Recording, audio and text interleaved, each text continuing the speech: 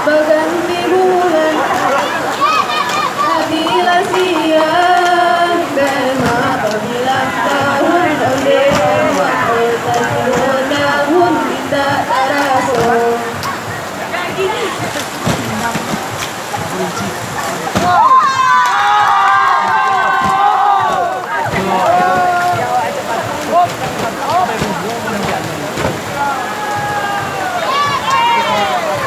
Suatu hari di dalam rimbo nampak api mata hijau-hijau dengan lelaki yang jalankan dulu.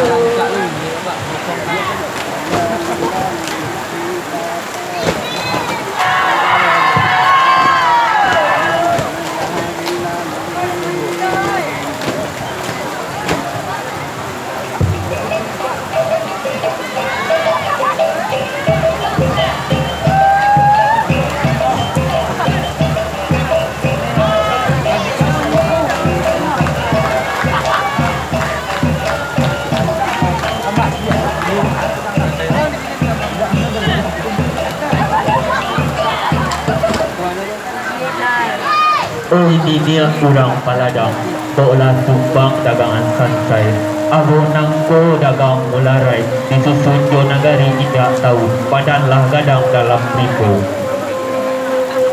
Koi buang dan jolong datang timbau namo tidak tentu bisa wikalayu alutara bawa singgahlah pada buyuang minum jemakan pintu dahulu.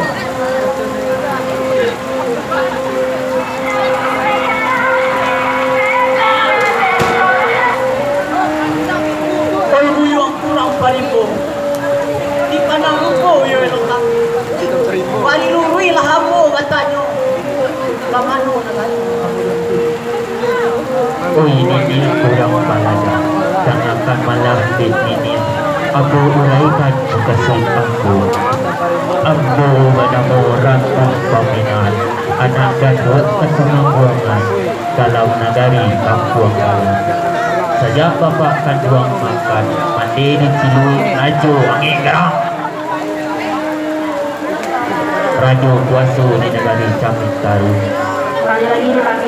Sejak dapat kabar dari alam bangkit mandikan buang ditawar Rajo angin gerang badan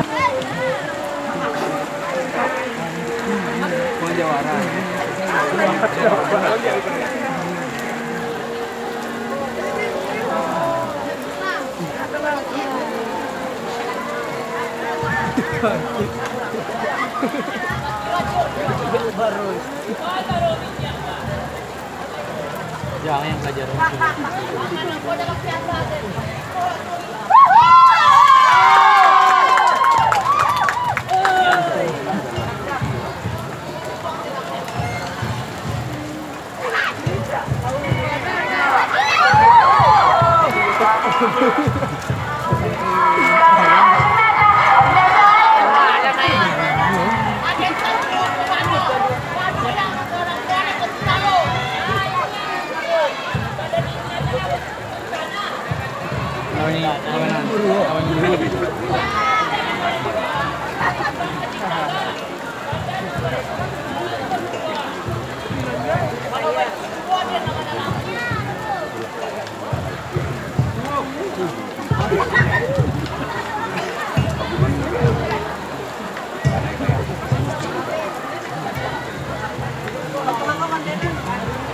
olah pun permainan danga de buyong lelo ada mak nang kurik yolah pundi nan mer yolah sagu nan baya yolah pundi nan yolah pasu